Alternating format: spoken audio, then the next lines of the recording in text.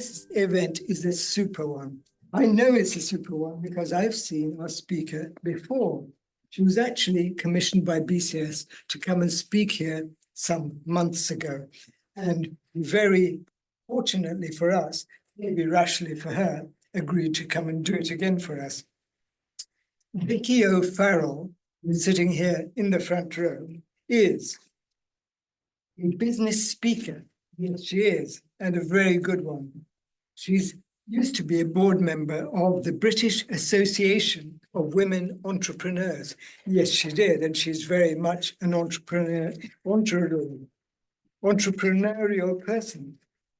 Then she is also the London regional president of the Professional Speaking Association, which leaves me in awe because I think I've got about 10 grades to go before I get to that sort of level.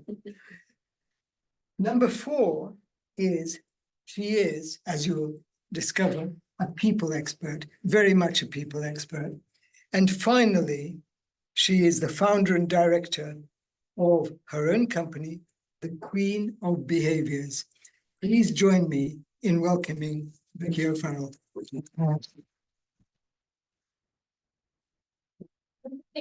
I have to say is that you're actually very persuasive as well, having come here once and you persuaded me to come back again. So thank you. Thank you too. Oh, no, well, it's a pleasure to see all of you here in the room. And I'm going to give you a wave. It is up there, isn't it, David? Hello to all of us, those online, although they can't really join in. If they ask a question, they can.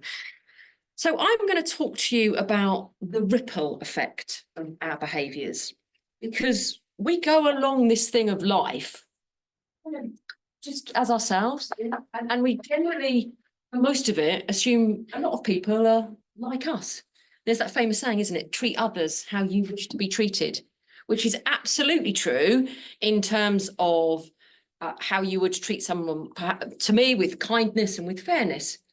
But when it comes to communication, I like to turn that round and say, treat others how they wish to be treated when it comes to communicating. So we're going to go through this session and I will help you understand what your strongest personality style is, because our behaviours are a multitude of things. If we look at like a big Spanish onion, yeah, and all of those layers that make the Spanish onion, I like to think of that as our behaviours. And at the core of it is our personality, which is what we'll talk about today. But there are all other things that make us who we are. Our core values, limiting beliefs, life's experiences, emotional intelligence, role models, all of our upbringing, our culture, loads of things make us who we are. And we're all individual and we're all unique. And by looking in the mirror at your own behaviours can help you to understand the impact of those when you meet other people. And we've all done it. Who here drives? Or who here at some point in their life has been in a motor vehicle on the road? Okay, so can I make an assumption that at some point in our life you have experienced road rage, either on the receiving end or potentially been giving it? Yeah, hands up. I've been on both. Yeah, absolutely, absolutely. So think about the time when someone has cut you up. Perhaps you've been at the roundabout, and I remember this happened to me last week. Actually, I was driving to the station to come into London to deliver a masterclass, a full-day masterclass for one of my clients. The sun was shining. I had classic FM on, and I was in like what I would call full Queen mode. Yep, they were going to get the full Vic O'Farrell experience. And as I pulled up to the roundabout, down the slip road came a DPD driver. Other courier companies are available. and I was about to pull up and it literally did not stop. Straight across the road, straight out the other side. And I'd gone, get bim on the horn. I won't share the expletives that came out of my mouth or the hand gesticulations that I showed this driver. And I suddenly was like, oh, and I felt my behaviour change. I got to the station. And I always have to park in the same place at the station car park. Otherwise, I forget where I've parked my car. It's medical brain for you. But I got this one, and there was they were doing some works on it, so they'd cornered all those ones off, and I was just like, oh, right, now I've got to park somewhere else, and I could feel myself, even my voice, getting really agitated. Oh, so I went to go to the ticket machine. I've got into the, I'm all a bit of a thing. Oh, don't like being late. Oh, the machine's out of order. Oh, turn round, massive queue. And I'm just like, oh my. So I'm just standing there in the queue, in the queue, in the queue. And I really feel my own behaviours just overcoming myself. I get to the front of the queue. Yes, travel card to London, please. Thank you.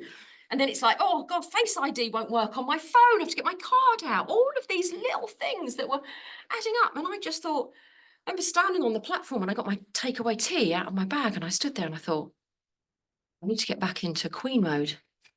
I've got to go and deliver this masterclass for my client.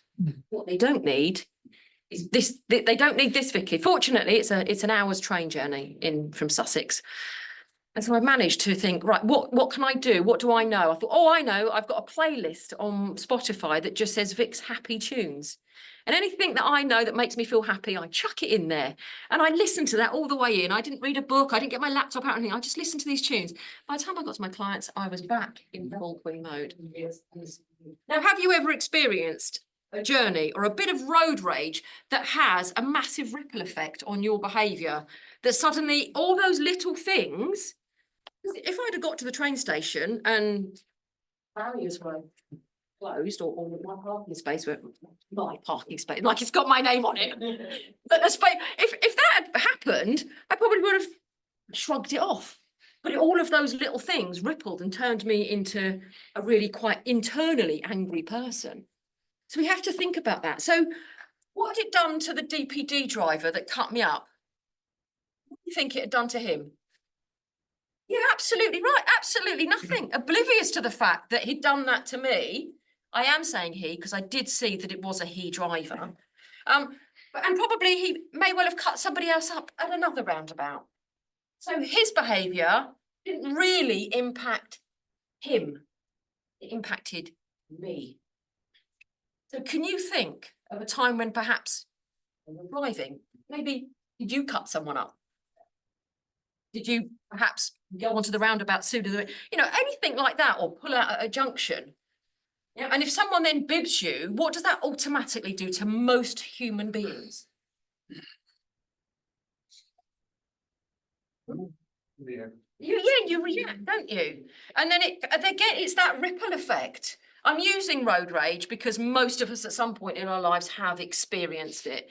But if you think also then, do you know what? When that happens, and sometimes I make a mistake when I'm driving, and I might pull out or I might go to go on a roundabout, and perhaps I was going because they were indicating left and actually they turned right, because that can happen, can't it? People forget indicators, and they bib, and rather than turning around and making a hand gesture or saying you've indicated the wrong way, I'll just be like, sorry, because I know that by doing that and saying sorry, stopped the ripple of our behaviours. And that's what I just want us to think about, is to take all of this thing that happens subconsciously for us, because we all make subconscious decisions, don't we?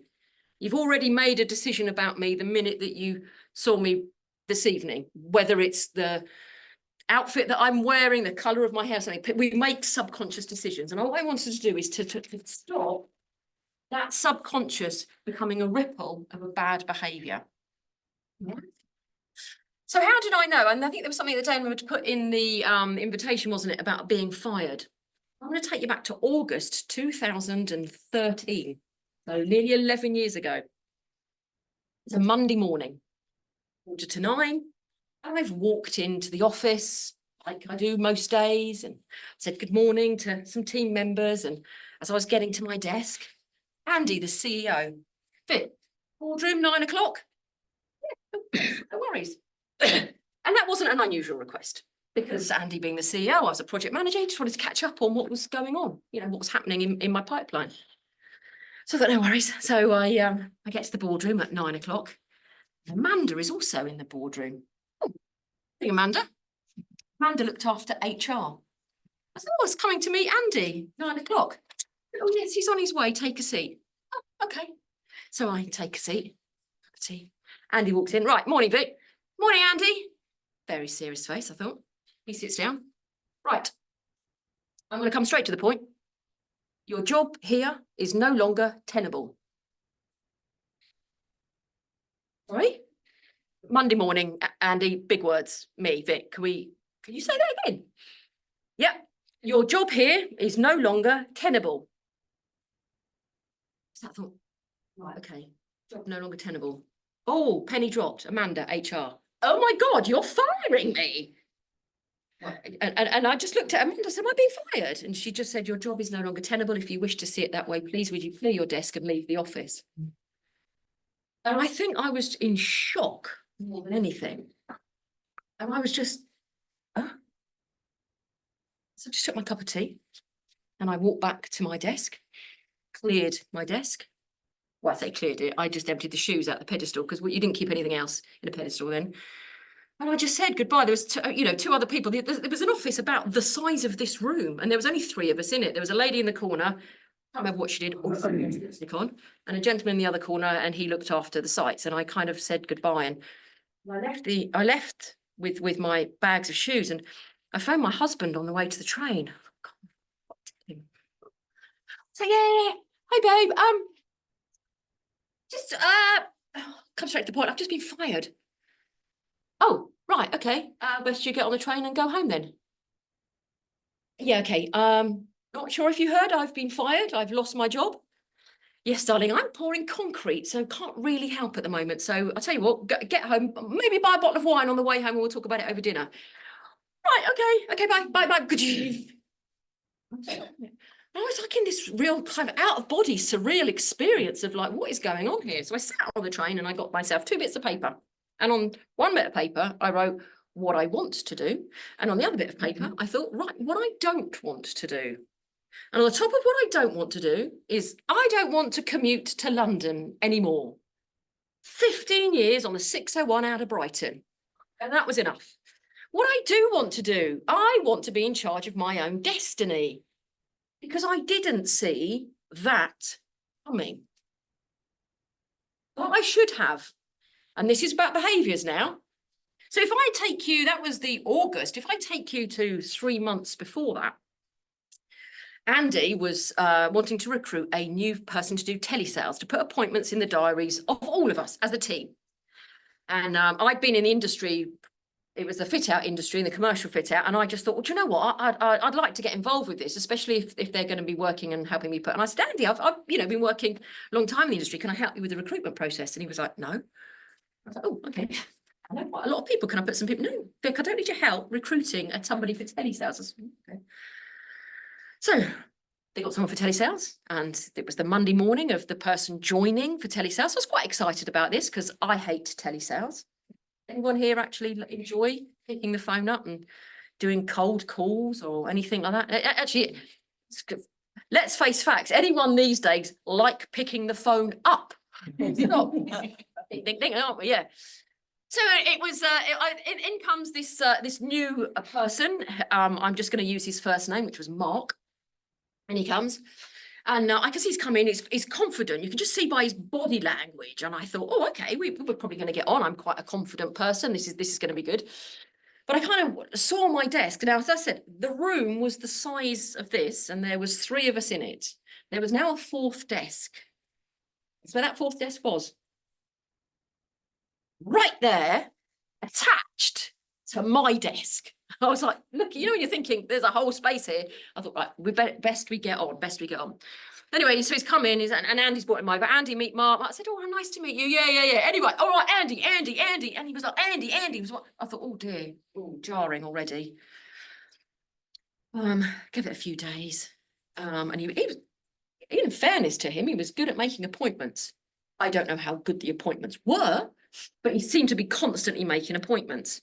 Anyway, Andy, and I said, Mark, these appointments are all going in Andy's diary. And I know he's the CEO, lovely, but you're going to share some of the love and put some appointments. Yeah, well, I might do, but I just really want to impress Andy. Yeah, but Andy can't do everything. Do you know what? I thought to myself, this isn't really going very well. So I thought I've got to put my feelings aside because I've got to work with this person for at least, however long. Do you know what, Mark? I'm just going to go make a couple of coffees. Shall I? And, you know, let's just get to know each other a bit, you know, find out what makes you tick and that kind of stuff. He went, yeah, right, right. So I've made coffees. I sat, and he's done this a really annoying thing. I can't do it because I'm wearing shorts and this might not be too good for this gentleman in front of me. But he literally put his feet up on the desk, pushed his computers, and I was just like, oh, you know, more jarring. And I could feel myself. And sometimes, have you ever thought to yourself, oh dear, did that feeling just show on my face? Yeah. It's a subconscious thing, isn't it? It just happens. So I said, do you know what, Mark? Good in if you question this, because we love to talk about ourselves, don't we? Why don't you tell me your proudest achievement? Tell me something about that. And he went, oh, that's easy. That's easy. And I'm going to lean on here because like this is the type of guy he was. Do you remember when Thatcher died? I was like, Thatcher? Yeah, Thatcher. Do you remember when she died? You mean Margaret Thatcher? Our first female prime minister. Yeah, when she died. So just a little bit of context for that.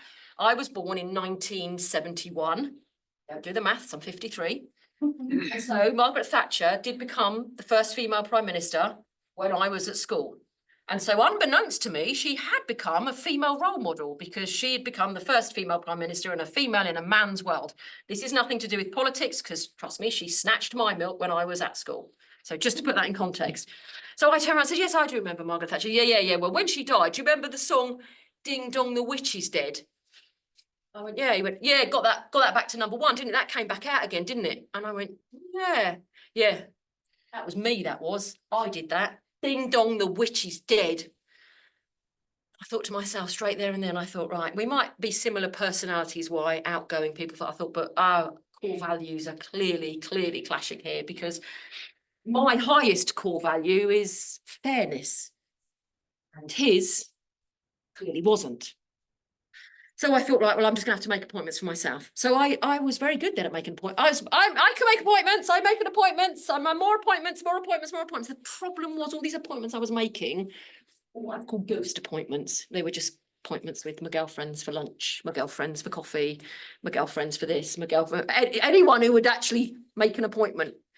So a few months later, as a project manager, we're all responsible for sales, kind of shows up when your pipeline goes. So I should have seen getting fired coming. Now, I don't know about you, but have you ever worked with someone like that, Mark? That the minute you walked in the office or the minute they came in the office and you saw them, you felt your peckles go. Have you ever worked with anyone like that? Yeah, I'm not asking if you work with someone like that now. You might still work with someone like that now, but we've all worked with a Mark that just rallies you, and we don't know why. The thing is, I got fired because of his behaviours had a negative ripple effect on my behaviour. I mean, at the time, I thought it was the worst thing that ever happened. Turns out to be the best thing that ever happened. I wouldn't be standing here talking to you otherwise, would I? But there's a Gallup report that came out, the State of the Global Workplace 2023. So it's post-COVID. And there are 57% of people, what we call classes now, as quietly losing their jobs. Have you heard of that term? No, you have to. Okay, some of you have. It's a really interesting report, Gallup report, State of the Global Workplace. And what do we mean by quiet quitters? Quiet quitters, you can recognise them because they start to do what I would call work to rule, if you like. You know, they might even take more days off sick. They're just coming quietly back to doing just the day job, not perhaps the extra mile. And that's not an issue. It's just that sometimes these quiet quitters don't even know they're quietly quitting. If you actually look at yourself, look at your job, and think about how you behave, would you think, oh, maybe I'm a quiet quitter. I didn't even know about it. I've started getting disengaged. We start work, and when we start work on day one, we're all fully engaged because we've got a new job and it's great. We don't become a quiet quitter overnight. We don't suddenly wake up on Monday morning and go, right, today I'm going to be quietly quitting. It gradually happens over time. It gradually happens to us because of generally other people's behaviours. You've all heard the famous saying of people don't leave an organisation, do they? They join an organisation and they leave a manager. You've probably had those people where you just think, I just can't work with this person anymore. The thing is, if that is the quiet quitters, do we have loud quitters? Absolutely, we do. 18% of the workforce are loudly quitting. And you know them because they tell you. You could be, say if you had a meeting, yeah, or maybe a day's training or something like that, and you get to a break and you're standing at the coffee point, or it might even be in the morning, you go to work and they come in and they go, oh, I don't even know why we're here. I don't know why we're doing this. Oh, did you see that news thing about the, oh, it's rubbish, isn't it? Rubbish, we shouldn't be doing that. Well, and they're very negative and they're very loud about it. Yeah, they're the loud quitters. I'd probably class them as they've checked out the business and they just haven't had the courtesy to leave. Yeah. So we need to, loud quitters are very, very hard to turn back around into quiet quitters, but quiet quitters, they don't know that they're quietly quitting.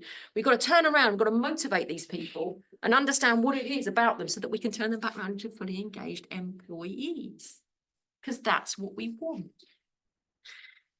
Now, when we look at our own behaviours, because I cannot change any of your behaviours. Yeah, you are who you are. You're all human and you all have your own different DNA. You act and the way that you do act. But what I can do is I can start understanding you so that when it comes to communicating with you, because if I start with communication and then, you know, there's a whole load of other things that I deal with in workshops.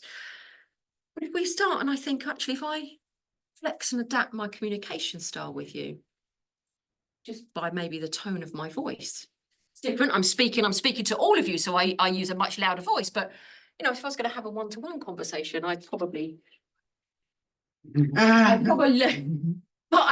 lower my voice. Unless I saw that you were a mark that came in and was really quite loudly, I'd probably come up and speak to you quite loudly, because that's how you want to be communicated with. So if we look at the core of that onion, of the, you know, like I said, the Spanish onion that makes up our behaviours and all of those different layers, let's look at the core, which is what I call our personalities. And there's loads of different profiling tools out there. There's Myers-Briggs, there's Clarity, there's Belbin, there's lots of different ones. Well, I generally use the system called DISC, based on Dr. William Morton Marston's theories and his studies of the emotions of normal people. Published his book back in 1926.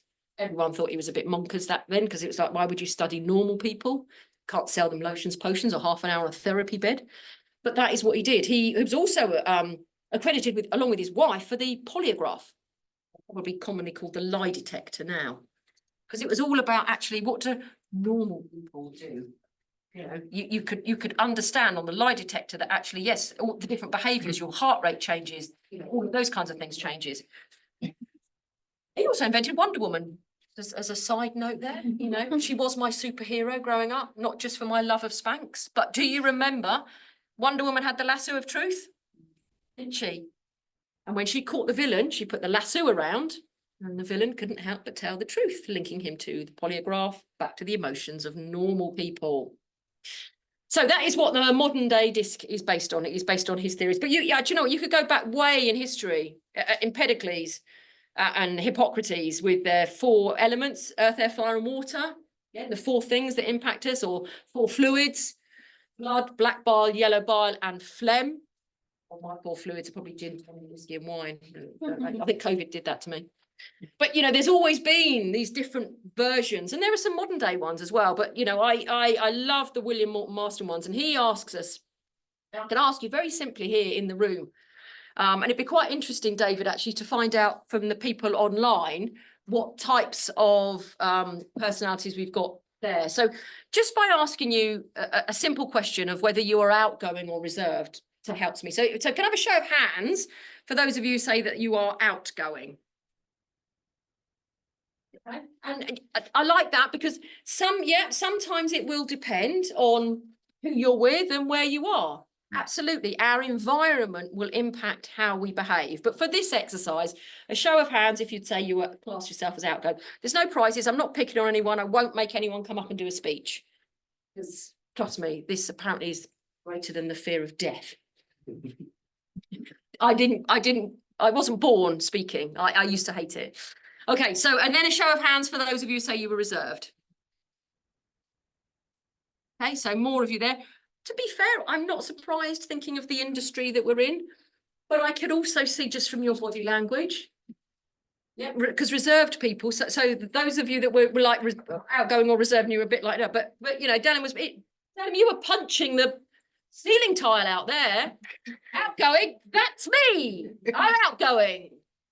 I want you to notice me. It's all about me. But reserved people don't need a fuss. Show a hand. No other things there.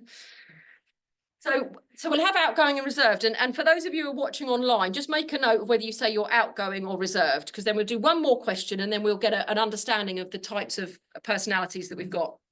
So I now want you to think about, do you get to the end of the day and do you reflect on the tasks that you've completed or the people that you've met?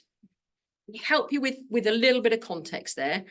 So tasks that you've completed, literally a to-do list maybe of things that you've ticked off, emails sent, databases cleaned, books read, books written, you know, all of the tasks that you completed. Or do you get to the end of the day and think about all the people interactions that you've had, the conversations, the Zoom meetings, the in-person meetings, maybe a random conversation with somebody at a water cooler at maybe an office that you were in, a task or people. And again, I know there's going to be some of you that go, well, it depends where I am. But just for the sake of today, can I have a show of hands who would say task? Okay. And a show of hands who would say people. So that's a bit of a split in the room. So let's split that into 4. I might use my caps yet, no colours. If we say we're outgoing and task focused, give me a show of hands. Outgoing and task focused, outgoing and task focused.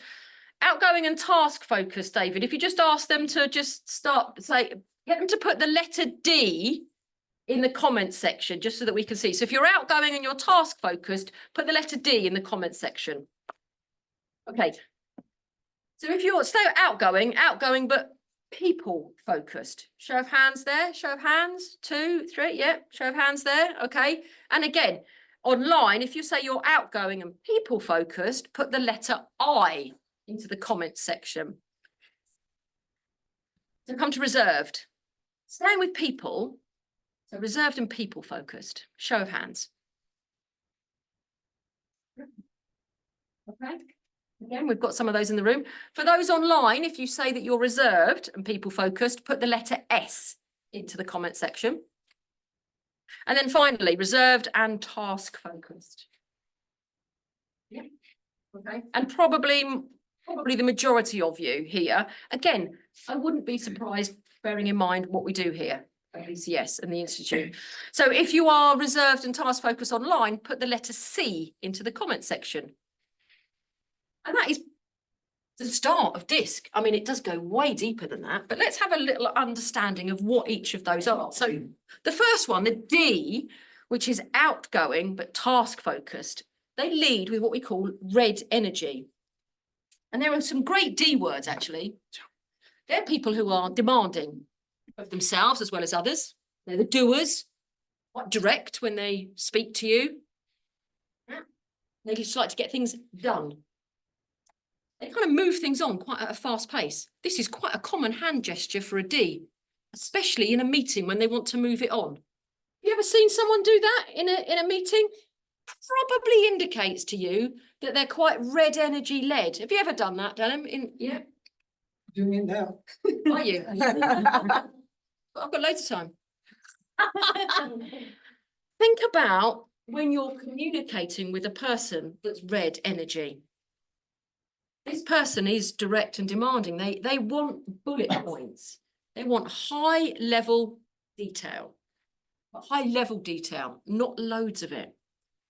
So when it comes to decisions, They need to have real quick things to make a quick decision because they make decisions quickly. Yeah. In fact, if you want the answer to something, go and find people who lead with red energy. You ask them and they will absolutely give you an answer straight away. I mean, it might not be the one you want, but they'll still give you an answer. So you've got to think about, okay, when I'm communicating with someone like this, or when I'm communicating and I'm getting this kind of directness, what does that say to me? That probably tells me that they lead with red energy. And when it comes to it, we're a blend of all of these, yeah, a blend of all of the colours. You know, I'm very orange. So we'll stay with outgoing and we'll move on to the people side of things. And that's leading with yellow energy. I think it was sunshine, yellow energy. And in disc terms, it's influence. They're interested in other people. They're inspirational. They see themselves as important. So they're interactive and with other people as well. Yellow energy, you can quite often tell someone on LinkedIn, for example, yellow energy, lots of videos of themselves, lots of posting about themselves. So please feel free to connect with me. And I don't just post about myself. I tend to post about behaviours. But it's, you know, they're always connecting, they're always talking, they're always saying, oh, you should meet so-and-so. Oh, you need to speak to so-and-so. Oh, have you done this and have you done that? And you think, exhausting, actually, sometimes. You ever had somebody like that? Yeah. So when you can tell a yellow very quickly, depending on how yellow they are. I actually, in disc terms, are known as an extreme yellow. Fortunately, I have the emotional intelligence to know that. So I do learn to rein it in. But actually, before doing all of this, so I asked some colleagues of mine that I used to work with. I used to work for Regis, the serviced office company. I worked 15 years around the city for them. And I asked some colleagues, what was it like to work with me? And those who led with yellow energy thought I was fun and engaging and inspirational, and they loved it when they were with me. But I asked colleagues who had no yellow energy, they said I was irritating, exhausting, I was annoying. I never had any self-awareness back then. So I just was me all the time. And this is outgoing people. Red and yellow energy, task and focus. And if you think, yes, I'm definitely yellow. So let me say yellow, task focus, but you're probably quite yellow as well. Because you're influential. I'm standing here today because you inspired me to come and do another one. Let's stay people, but come down to the reserved side of things. And people and reserved, green energy, quite earthy energy. It's about pace and consistency. S is steadiness. Yeah. It's not a marathon. It's not a sprint. It's a 5-day week, and I've got that much to do, and I'm going to do it in a steady pace across the week. Yeah. We don't like change. We will go on change, but please don't change for change's sake. Take me on a journey with you. Yeah. Because I'm a bit like, I like the status quo, not the 80s rock band. I just like the status quo. I like the normal. Yeah. So that's me. I want you to include the team when we're talking about, it's not about me, that's yellow. I want to talk about the team. Because actually people with green energy make amazing diplomats, especially in the workplace. Because they'll see things from other people's point of view. So when it comes to having a discussion, they won't be answering things thinking about themselves. They'll be answering it thinking about everybody. Just to be aware, though, if you do lead with green energy, sometimes because you can be thinking about everyone else, and not always putting yourself first, you can sometimes overload yourself. Just be careful not to take on too much. But that's green energy, S for steadiness. And staying reserved, but going to the task side of things, compliance. You're now wondering, you'll be a blend. Yeah, you're not just one. We're not just one colour. We are a blend. But because I'm doing this as at a high level, I talk in the one. So see compliance. Correct. However, you want to do things conscientiously, consistently. The job is worth doing well. It is worth doing well and correctly. Let's not rush this Let's do it properly. Let's look at all the facts and the data, and then let's make a decision. I'm not going to make an instant decision. Ask me to make a decision, but give me a timeline to make that decision in. Push me to make a decision now, and I will close up. Are you thinking of people that you work with? Are you thinking of yourself? Myself. Of yourself. Okay. But that's good that you recognise it. And the thing is, of all of the different blends, because we are, like I say, a blend, I am very yellow, and I lead with very yellow energy, but put me under pressure and I can go very red. And even I don't like me with this cap on, because I'm not particularly, I'm a bit too blunt and rude, is what I've been told. So I have to, again, it's self-awareness. And we're a blend of all of them. So these are above the line for me. So they're very strong in my personality. These are below the line for me. This one is practically non-existent. Yeah. You know, rules and regulations to me are merely a suggestion. I'm one of those people that gets terms and conditions and just ticks the box, which I'm sure some of you are going, no, don't do that. I can't do all that reading and that writing. So someone else to do. I probably ended up signing up for so much that I don't actually know that I've done. I do know. I go, how did I get those emails? Why suddenly am I getting so many emails? Because I've suddenly gone to people's email list. But there are unsubscribe buttons. But it's about understanding.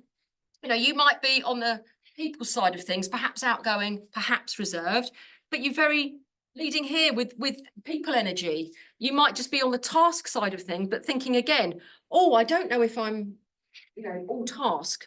Am I outgoing today or am I reserved? So you might bounce between the two of them. Where we need to look at is where it's opposite. Now, you do get some people whose personalities are the opposites, infrequently, and you tend to find that they have like an internal battle all the time. I want to talk about opposites. So we go to outgoing and we go reserved and we go task and we go people. So the outgoing will be, the opposites will be outgoing and task and reserved and people. So a red and a green communicating. That's where conflict can happen. Because the thing is, if you have no self-awareness of what your personality style is, you probably are unaware of what it comes across to someone who is polar opposite to you. If we think just on the thought process, of outgoing people will verbalize their thought process as they're thinking. They have to talk to think. It's our natural default setting, if you like. You've asked me a question, but I'll probably start thinking and talking about it, and then I might change my mind while I'm answering it and answer something different. But that's how I talk. That's how I think. I talk. Yeah. But reserved people internalize. Ask me a question. I'm going to think about it. I'm going to internalize this. Then I'll give you an answer. So the biggest problem with that, when you've got somebody who is outgoing and somebody who is reserved, and neither of them have got any self-awareness, the outgoing person will ask the reserved person a question. And the reserved person is going to think, which will mean there will be what's called silence. Oh, outgoing people hate silence. So what do? Oh, they fill it. Probably reframe the question that they've asked you and, dare I say, vomit it out again at you. Yeah. And then if you still think, you're probably then looking short thinking, I'm still trying, I haven't answered it yet. And you've just, okay. And if they do it a third time, what the default setting for a reserved person will be is like, I'm switched off. You're not letting me speak. Yeah. So I always say to outgoing people, if you ask a question and you can see that the person has quite honestly understood, you understood what I meant, okay, count to 5 quietly in your own head. Yeah. Let that person have the think, because that's called respect. And that person will then know that you've understood. But if you're a reserved person and you know you've got a very outgoing person and you know that they'll reframe and vomit it at you again, do yourself a favour and just say, oh, great question, let me think about that. Just by saying, great question, let me think about that, is telling the person that there's going to be a gap of thing called gold. Silence is golden and they don't need to fill it. If they reframe and vomit it at you again and fill it, you might just turn and say, yeah, I just said, let me think about that. I haven't actually processed that yet. Because some people have no filter. Yeah, even when I get some people who come on a masterclass with me and you know, so the organisation has put them on the programme and they don't want to be there and they're going to learn, but they're going to learn and they're going to have a great day. And then they go out and they just think, well, it's just, you know, I'm just red. Yeah, that's not an excuse for bad behaviour. This is not. So if we look at red energy and green energy as polar opposites, I always think to myself, right, okay, if I'm being very red, what does that come across to a green person? Well, that could come across as assertive, aggressive, assertive, rude. Yeah. This person is not thinking that that's what they're like. And this red person talking to another red person, absolutely no issue. You don't need to flex and adapt when you're with people who are like you. And in fact, if you weren't, you know, direct and demanding to the other red would be thinking, what's going on with you today? Why are you being green? But the green will see it like that. And so what you'll end up finding is that you get a real polar pull apart. And the green could become quite passive aggressive because you think they're feeling bullied by this red style. Yeah. I'm getting some nods. So are you thinking about either people you work with, or have you even seen this in the workplace yourself, thinking, yeah, that's why they don't get on, because they lead with red and they lead with green. So what about the other way round? If the red is being very direct and demanding, but the green is being a slower pace, perhaps, and thinking about the team and wanting to make longer decisions, what do they see the greens as? Frustrating, slow, yeah, bit ploddy, a bit like, oh, come on, can we move this on a bit? Can you make a decision without having to consult someone else? But there's nothing wrong. None of these personality styles is right or wrong. The red is not a better person than the green. Understanding this core of the onion, the personalities, before we layer all of these others, it's about respect.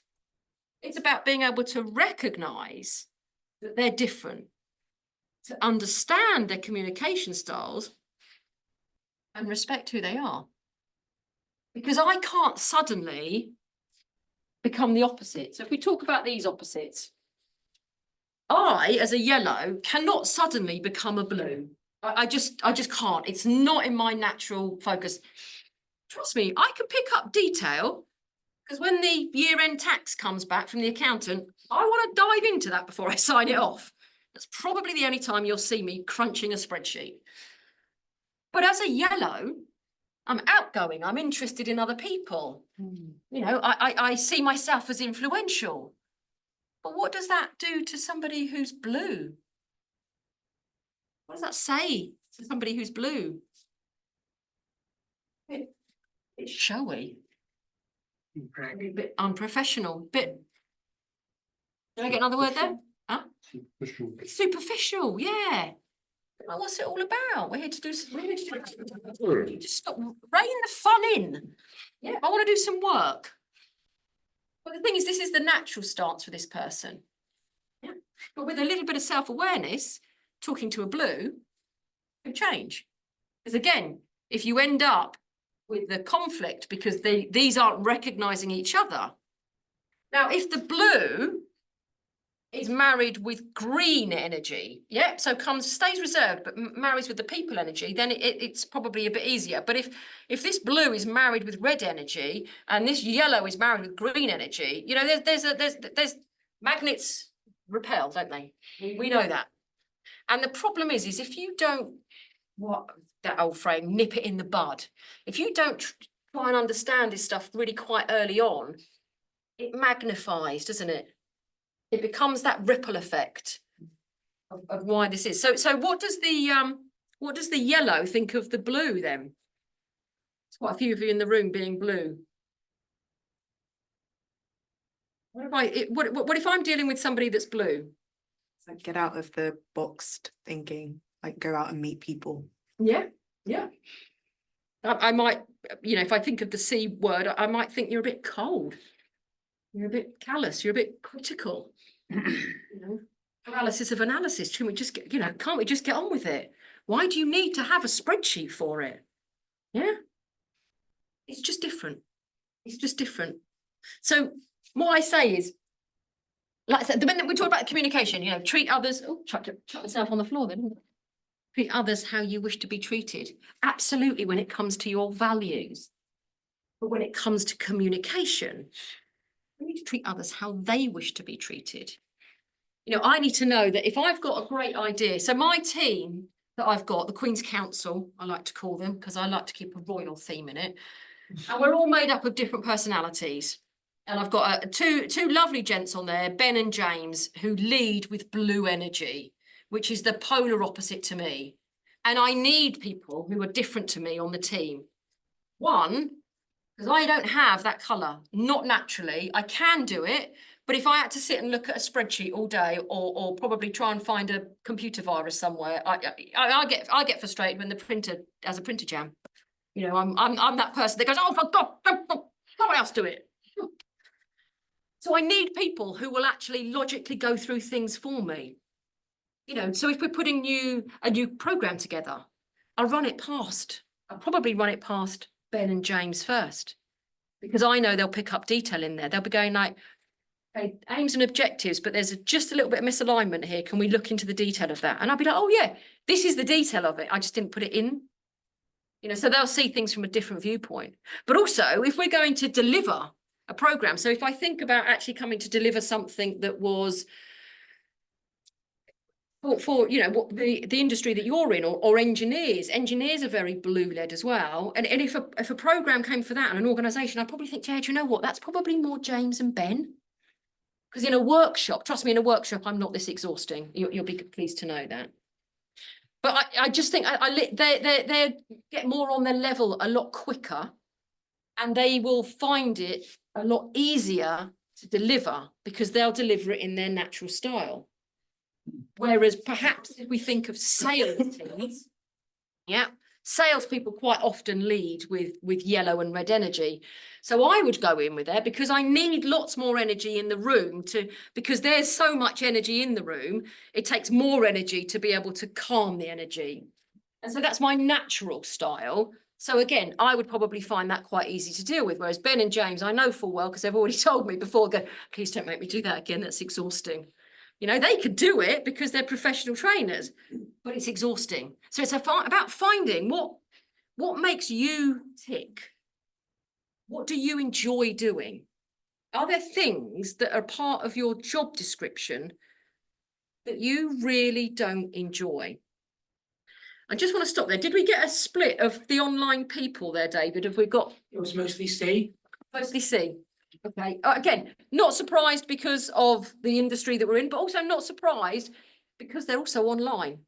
They might be online, they might not live locally, but also you tend to find more reserved people and task focus. Absolutely. If there's something that I can do it online, I'd do it online. So I don't need people. They're draining. Yeah. I'm delighted to see so many of you in the room. Thank you. But yeah, think about the things that you do, because quite often, if we go back to the bit about the quiet quitting, if you think about it, you start a job and you might have certain tasks that you do or certain things that you do, but over time, your kind of job description feels like it's changed. Suddenly you're doing other stuff that you didn't kind of sign up for. Yeah, and they've just kind of become your responsibility. You kind of don't know how and when that happened. Or perhaps you're in an appraisal and perhaps they've said to you, oh, we'd like you to take on this as well. And you kind of think, okay, but actually then think about, is that really going to make me happy? Is it going to exhaust me? Am I going to find it stressful? Because what we don't want to do is spend, like I say, being here with yellow energy, I couldn't spend my whole time doing a job that required a lot of blue energy. I just wouldn't enjoy it. It would zap the life out of me. I wouldn't become a quiet quitter. I probably would become a loud quitter. But then those of you in the room that have got blue energy, would you want to do a job that was yellow energy? Standing up all day long, giving presentations, going out, networking with people, bringing in new contacts, talking to people all day long. Would you want to do that? No, you'd find it exhausting. You'd very go from you'd probably even go straight over the quiet quitting to the loud quitter. Actually, no, I don't think blues loudly quit. Blues quit. If I'm not going to hang around and loudly quit about this. If it's not me, I'm gone.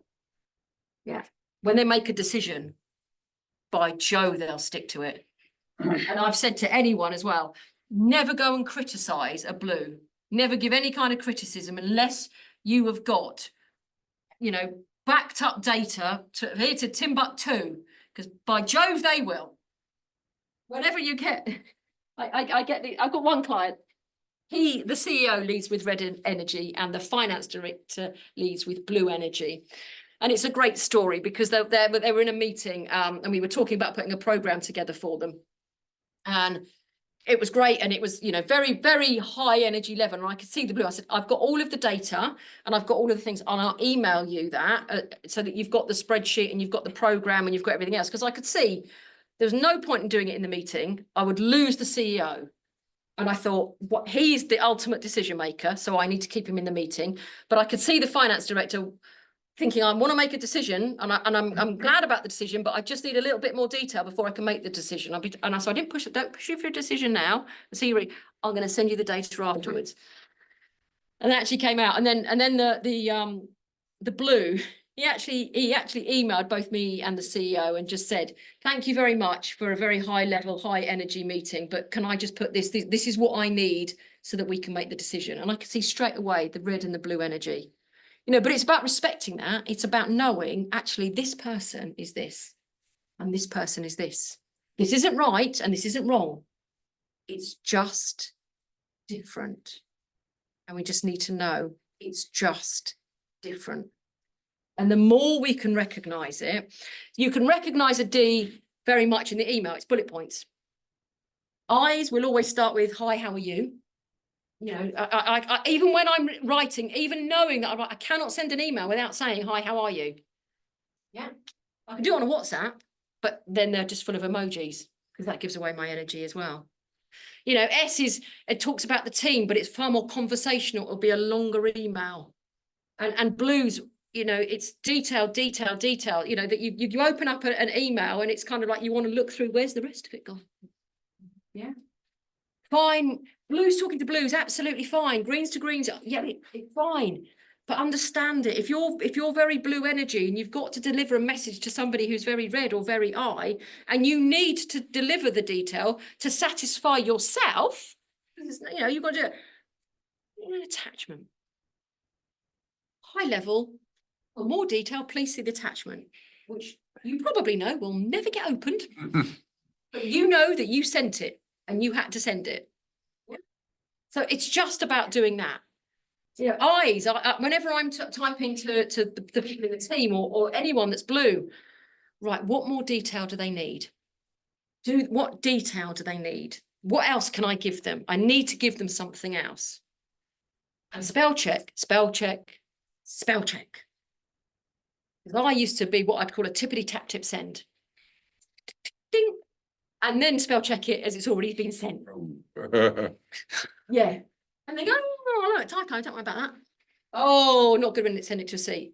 So for those of you who've got blue energy here in the room, how many times do you perhaps read an email before you send it? 5. How many? 5.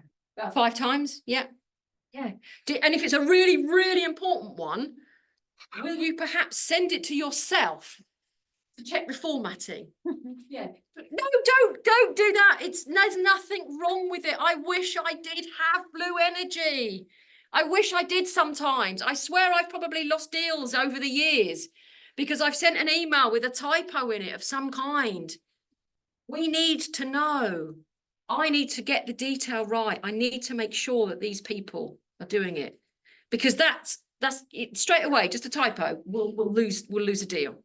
Yeah, well, I won't get a meeting with this person, because straight away they're thinking about that. And that's where you come back to the ripple effect of a behavior. Yeah. You start thinking, actually, no.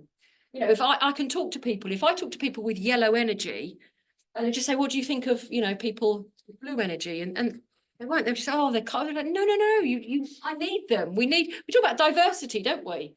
Yeah, when we talk about diversity in terms of all of the other parts of our life, but actually diversity starts with personalities. Because if I built my business full of me's, I wouldn't have a business. Because we can't all be out there doing the same thing. We all need to be doing things that are differently. You might even be thinking about people in your home life. Maybe you actually, I get clients that will come up to me at some point and say, oh, do you know what? It's made it so much easier at home. I now understand that my husband is polar opposite to me. So when the minute I walk in the door, or the minute he walks in the door when he gets home, I don't offload my day. I don't what I call verbally vomit at him as he walks in. You know, I try and do that, like, oh, I really want to tell you this. Oh, I really want to tell you this. I really want to tell you this, but I'm going to hold it back. You know, Reds don't walk in and basically find something that's wrong, pick it up on. You know, Green's walking in going, okay, how is everybody? Do we all get on at school and everything like that? Stop mothering everyone. No, it's just actually, let's just understand, if we live with people with different styles, know the irritants of your own style. And that's the bit to flex and adapt. Don't ever try and be somebody else, because we're not. We are who we are. But it's just adding those filters, those layers of the onion of actually, what can I do to make myself more communicative and easier to live with? Let's say I've understood it a lot. What I know with yellow, and again, how to tell a yellow person, storytelling. You had someone in your life where you're telling a story and you haven't finished, and they've taken over and started telling you a story that revolved them. Yeah, that is definitely an indication of yellow energy. And like I say, this hand movement with red, you can tell a red because they start glazing over, and it's like, can you get to the point? Okay, rude. Probably tells you that they're leading with red energy and you're overloading them with detail. You know, greens, they'll sit back, and if you're what about so and so? What about this? How did that happen? And they'll start thinking about all of the other people that are involved. And the blues, you need to add the detail. You can't just tell a story, because they'll be like, well, what happened to that part of the story? They won't say it, but they'll be thinking about this story in a sense. But let's think about our energy levels and how we communicate with other people. So where would you say? So for those of you that said that you led with red energy, yeah, so the outgoing, task focused, would you say that you were all task, or would you say that you were more going over to the yellow as well when we describe it? It's going to be a blend of them. Yeah. Where would you say, Dylan? Red and yellow. Red and yellow, yeah. Other people with red and yellow, or red and blue? Task. Red and yellow, okay. And then those are on the other side. If you're reserved, would you say that you stay reserved and swing between people and task, or would you say no? I can be outgoing, and I probably just stay on the task side of things. That's right. Yeah, staying on the reserved side of things. Yeah. Yellow as well. Yeah. What brings out your yellow energy? Some wanting to satisfy the people part. You want the tasks to help people, and you need to communicate that. Yeah. So you look into that. Yeah. Okay. But that's good to recognise it all, isn't it? Like I say, we're a blend of all of these, and we just need to look in the mirror, first of all, about your own ripple effect. So if you take it back to the well, I talk about road rage, you know, and road rage, if someone bibs at you You know, our subconscious wants to bib back at them with a hand gesture or perhaps a verbal word. What we need to think is actually that hand gesture needs to be, oh, sorry. You know, if they've bibbed at you, it might be because they think that you've done something wrong, and you might be thinking, I haven't done anything wrong. But actually, if you just continue, that's that ripple effect. Stop the ripple from becoming bad behaviour. You know, because going, oh, sorry about that. Are you ever going to see that person again? Probably not. You know, go off on your merry way. Enjoy your day's work. Don't let other things get in the way of you being that person. We go back to the day that I was fired. To be fair, Mark got fired 2 months after me as well, because those appointments he was good at making appointments, but not good at making good appointments. So I kind of thought my C word of the day, actually, hey, karma. I was like, yeah, it goes around, comes around there, doesn't it? But I want us to think about that. There is a great saying, actually, in the speaking world. People say that it's overused by Mary Angelou, that people will forget what you did and people will forget what you said, but people will never forget how you made them feel. Think about all that all the time. People will never forget how you made them feel. I like to think that I make people feel inspired. And I want to ask you now, and I know some of you are thinking, oh God, I've got to interact. I don't want to interact. But perhaps we could ask the people online as well to have a little think about what's the one thing that stuck with you from this last nearly 1 hour of me talking? What's the one thing that stuck with you?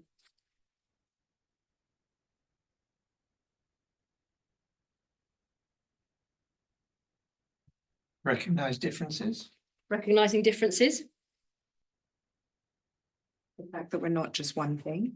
Swing. Yeah. Not just one style, we're blends. Yeah. Need to understand others and adapt. Need to understand others and adapt. Thank you. Yeah. And treat people as they would like to be treated. Yes. Yeah. What about yourself, Dylan?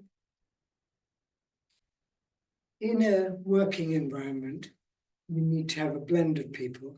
In a home environment, you also need to have a blend of people. Yeah, very much so. So what about if I asked you, what's one thing you're going to do differently when you leave here? This is the yellow in me going, don't answer it again, don't ask it again, don't ask it again. Think about it, let them think about it, let them think about it. Be more mindful of which cap they're wearing. Sorry? Notice which cap they're wearing. Yeah. Be more mindful. Be more mindful. Yeah. We don't want an autopilot, don't we? Probably going to be analysing, trying to work out what colour you are, what hat you wear. Yeah. Bearing in mind we wear a blend of hats, but there will always be one that is the strongest that will come out in a natural environment. Yeah. When it's like a team setting, recognizing what other people are, but knowing how you fit into the equation. So for instance, if there is conflict between two people, understanding why that there's conflict and then knowing how to mediate. Yeah. Yeah. Oh, that's your green energy coming out there. No, I love it. You've got your green energy and you're just like, okay, I want to sort this. You know, Reds would just chuck a pair of boxing gloves and go get outside, go sort it out yourself. But yes. And if you are thinking about it, think, oh, talk about it, connect with me on LinkedIn and then just put on there going, I'm doing this differently. I've recognized this. Because it's all about self-reflection. I think to myself, I wished I'd known this years ago. And trust me, in my corporate life, I'd done lots of different profiles. Absolutely.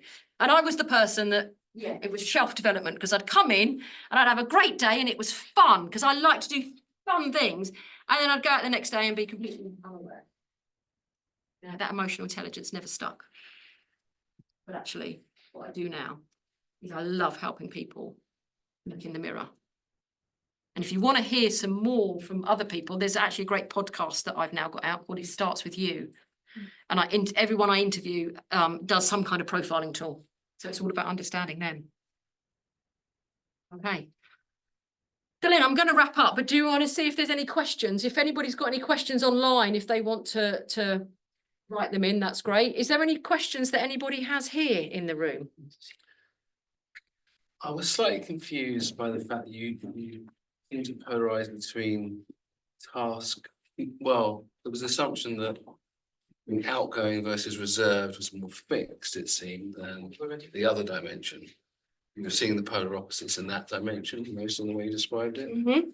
But I, personally speaking, I think that my behaviour changes on both dimensions depending on the situation. So I'm trying to understand how those polar opposites. Oh, I see. So you say that you're outgoing and reserved sometimes, and sometimes you're also people and And task. I think it's about relativity to where you sit in a group of people. Yeah. Because you'll be with extreme reds, for example, and you'll feel like a yellow, like a green or a blue compared to them. That's you might be in a group of very extreme blues and you'll feel like a red comparison to them. Okay. So I think it's kind of quite nuanced sometimes, depending on the scenario. No, but that's good to have, because you've probably got, if I call it a personality graph where you've got above and below the line, you've probably got a very closed line, and you can probably find that actually your flexing and adapting will probably come a lot more naturally to you. If you actually be in a room with strong reds, you can probably become a strong red quite easily, or strong blue quite easily, but actually noticing them straight away, the fact that you're noticing them is one thing. Sometimes you just need to get reds to slow down and speed up. I wonder if it's worth challenging that and thinking perhaps you're more yellow than you recognize, because you're observing and always adapting to the environment around you. So I wonder whether it's yeah. Maybe. But I do know that I get quite frustrated with extreme blues as well. But that's great emotional intelligence. You probably have a very particular part of you that deals with blue. When you say you get very frustrated with them, what are the particular things that they're doing that gets frustrated? Well, I guess it's when you get to the point of like you're comfortable with an intuitive decision, but you're waiting for the data to catch up, let's say, or those kind of scenarios. Okay. It seems to be leaning on. Do you know what I mean? It's just based on your experience. So you've got somebody who's very blue going very, very heavy into the detail, and you're like, well, we got there, and they want more detail. Yeah. And they're what we might call procrastinating. Paralysis of analysis of actually trust me, they will be going through hoodles and hoodles themselves thinking, why can't I just make a decision? I want to make a decision, but I'm not. So they need people who are not blue to help them make that decision. Yeah. Exactly. Did any questions come in? Yeah, do you have any advice on handling conflict? How should a blue raise an issue with a red? Directly. Reds love direct energy. Yeah, that's what they do. So that's how you need to raise an issue with them. Don't overload them with detail about what the issue is. Just bullet points, get to the issue. How do you sort this? And make reds realise that they're red. Very thick skin. Any others on there? No? Okay. Any others in the room? No? Okay. Then I will hand back to you. Thank you very much for listening, participating, and not being reserved.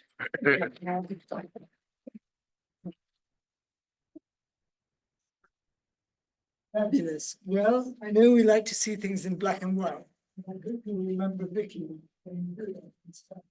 along with assessing yourself, maybe in a slightly different way, and looking at people around you and trying to see the situations that are in presence and how you like to have them shaped out. Because that's what it's about, isn't it? Being more aware of our situations and how we can influence them. So, I don't know about you, I've learned something else about myself. So, be quiet from now on. No, based on your new knowledge, let's go and I'd like to see a ripple effect rippling off to food and drink next door.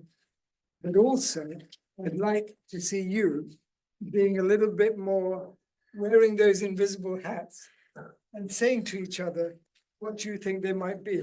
So I'll get the plasters and bandages ready. Let's go next door and have some food and drink.